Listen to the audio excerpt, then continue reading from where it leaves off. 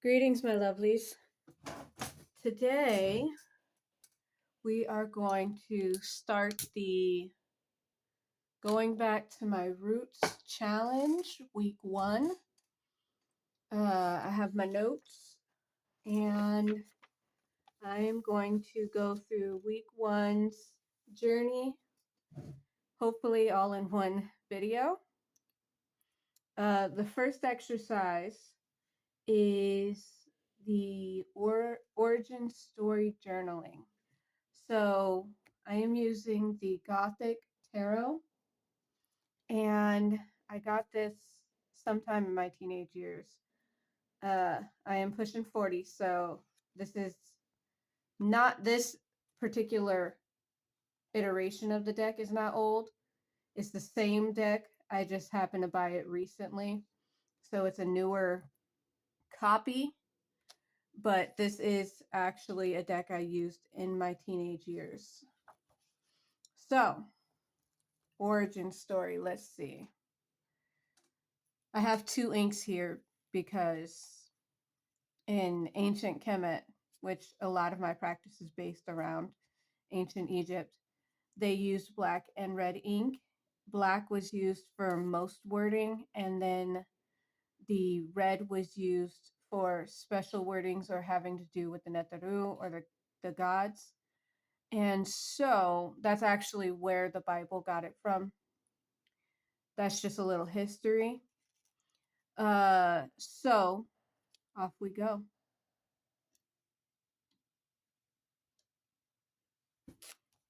This is a new pen. All right. Our journey.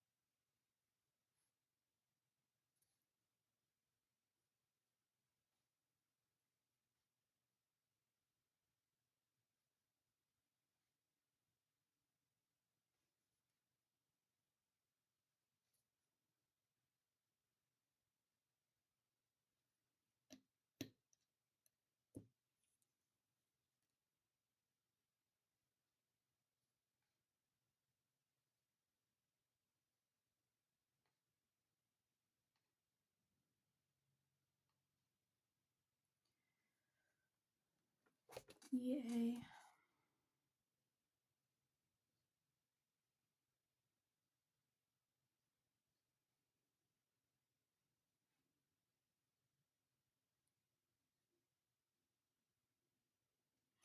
So this just basically says I got this deck in the early 2000s.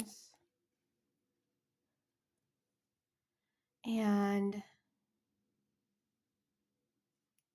during that time, I was a teenager. Uh,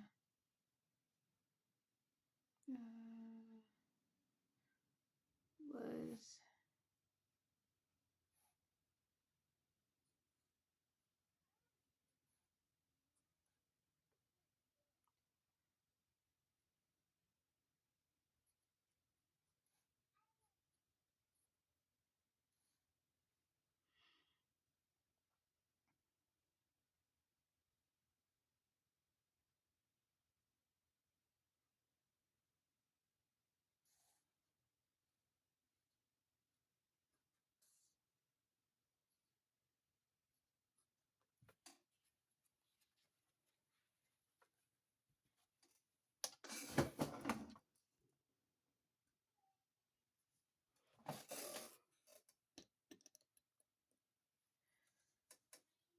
so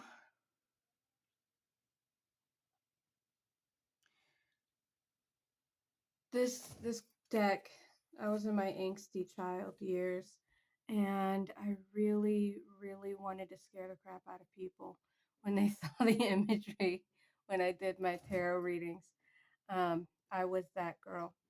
I was like, if you're gonna come at me with seeing my witchiness, you're going to have to see it in its raw, scary, dark demeanor, and that is what I did.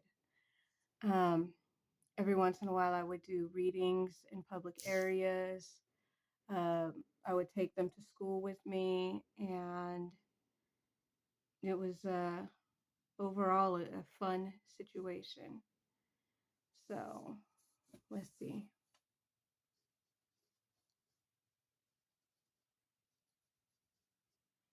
It was a great time for me.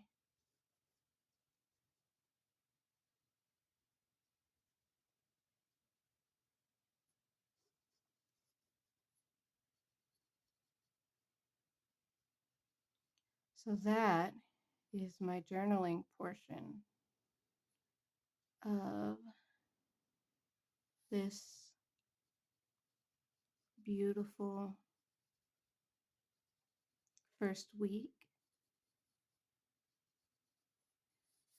And that is all for that. For our second prompt, there is the reestablishing of the connection. So to do that, you're asked to pull a card and ask the deck, what have I forgotten about our connection?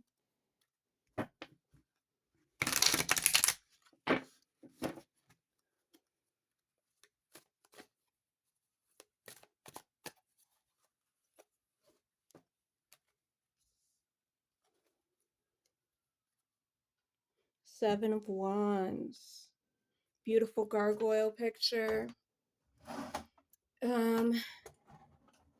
It looks like this card is telling me it is forgetting that I have forgotten that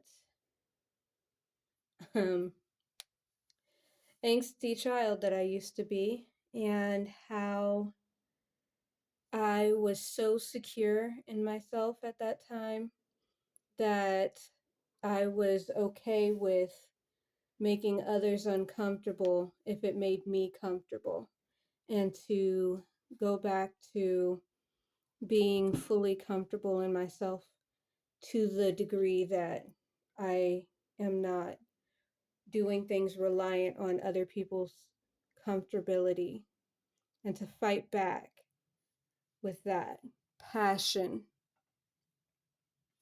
So that's beautiful. Prompt 3 for this is the forgotten spread. So for this deck, I know that it's got different spreads in the back of the book that were meant to be used for this deck. I know I've used the Vampire's Kiss before, but the one that I usually at this point don't even use spreads anymore, but the one that I know I used with this deck was the Celtic Cross. So woohoo, let's see what we get here. Yeah, 1,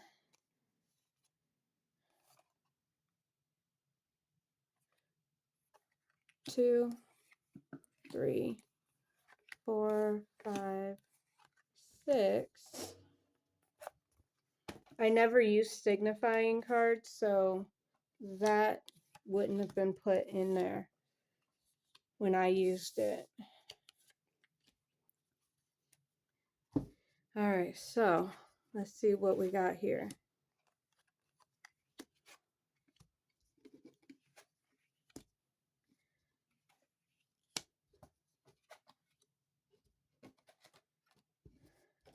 It has been so long since I've used this spread.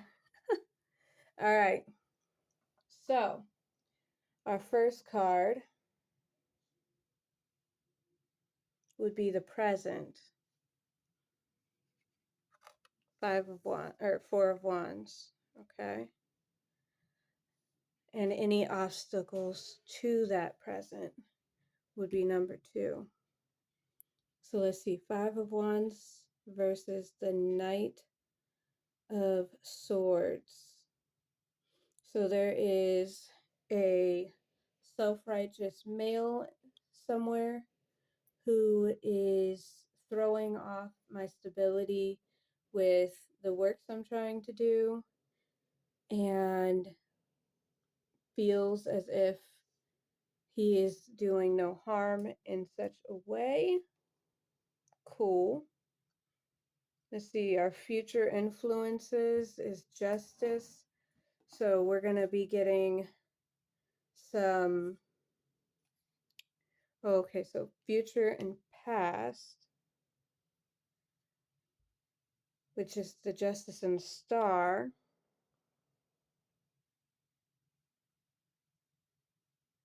So it looks like this male or masculine energy or person is going to be shown what they need to be shown to get out of my way. And it is going to be bringing forth a brighter future. Or this is past, so this is future. Yeah, and then this one is going to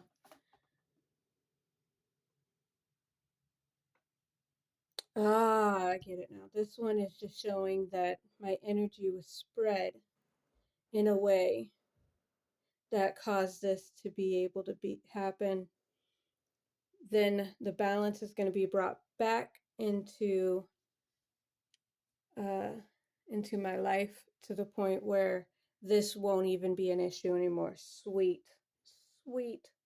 Number 4 or 5, past events and future influences is number 6. Okay, so we've got the 6 of Pentacles. So we have some strife and some uh I'm hearing clinging on while seeing her clinging on. So clinging on to the past has caused that influence to keep cycling itself. While in the future, I am going to feel vindicated in my thoughts and strong in my thoughts and will so that I don't have to worry about that. Also sweet. Nice. Number 7, we have attitude. So, yeah, that sounds like me. My attitude towards the situation is separate myself and stay away from everyone. Go inside and uh, work on myself. Sweet. 10 or 8 is house. Represents the home or environment of the people or events. So we got the hangman. This is going to have to, in my household, there's a lot of people. So I want to separate myself, but I also need to be able to see things from a different angle and really appreciate what every person is bringing towards me in my household, which is going to make this easier overall. Number 9 is concerns. So we've got the 5 of Swords. It looks like, concerned that my thoughts and opinions won't be um, treasured, is what I want to say, or taken seriously. And so that would bring me to the point of kind of shying away from sharing those informations. And number 10, future events foretells the events on the horizon and ultimately provides insight on the outcome of the matter. We've got the Eight of Pentacles. To me, this picture itself actually doesn't look as bad as it seems. um, I see with this, I don't know if you can see, with this card, we have a calmness in this gargoyle and an inhale and exhale from this card. So I see from this that I am going to be more healthy and balanced and calm and able to really center myself in these situations and really like stand on my own without feeling as if I have to explain myself to anyone. Great reading. Uh our next one, so now that we've done the forgotten spread, we're gonna do familiar cards, cards that call out to you for me to study for the week. Let's see.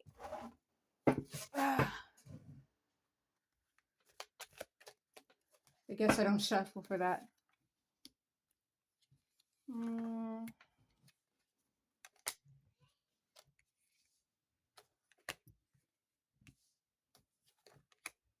So these, you just kind of pick the ones that call out to you and then study them for the week, which I will obviously not be doing on the camera, but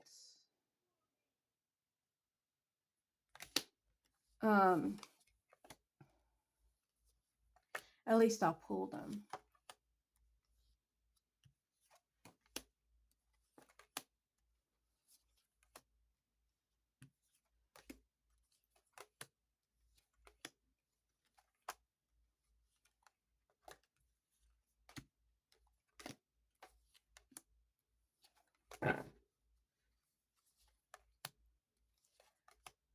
All right.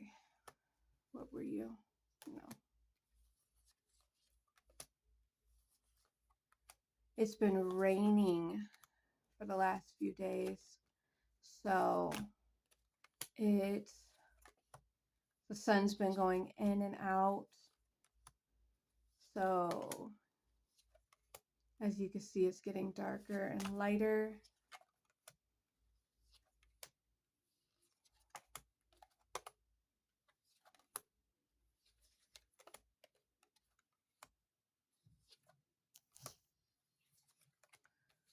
And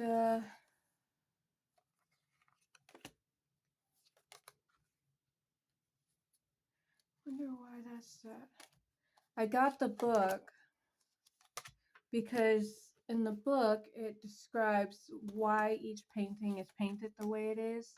And so when I'm looking through this, I am wanting to pull the cards that there's imagery in there that makes me go, I wonder why they did that.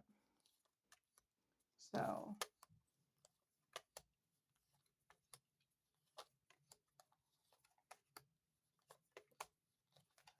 I like the Hanged Man. The Hanged Man reminds me of like the old Nosferatu, Dracula movies from like the black and white era. I don't know what exact time period it was, but it was a black and white film, and Dracula was highly unattractive, and he really had that Nosferatu dark, gross type, grotesque look to him. So let's see what cards we got. We've got the Knight of Wands, the Seven of Cups, the Two, or the High Priestess, okay. Wheel of Fortune, the Five of Cups, the Emperor, the Sun, the Moon, King of Pentacles, the Ten of Swords, and Strength. So I will be doing that. And there's one more prompt, which is the favorite portrayal, I believe is what I wrote. My handwriting is not always the best, but I would say the Knave of Swords is what this deck represents to me. It's dark um, imagery that, for some reason, I don't know if it's just a me thing. When I get dark cards or dark tarot decks, the or darker imagery in my tarot decks, they tend to be actually gentler reads for me, meaning the intuitive messages or the uh, messages that come through from the cards and the ancestors tend to be gentler and less harsh and in your face than if I have cutesy little squishy decks. Um, my cutesy decks are usually the ones that are like, I'm gonna hit you in the face, and here's a harsh truth for you. So these give like a softer blow for me and feel more home like, I would say. But this, like I said, it just has this dark, ominous look to it. But if you look deeper, uh, it's just he's very watchful. He's taking care. He's protecting, and that's what this deck kind of reminds me of. So that's week 1. Y'all have a beautiful day, and thank you for joining me in this journey. And I'll see you for week 2. Bye.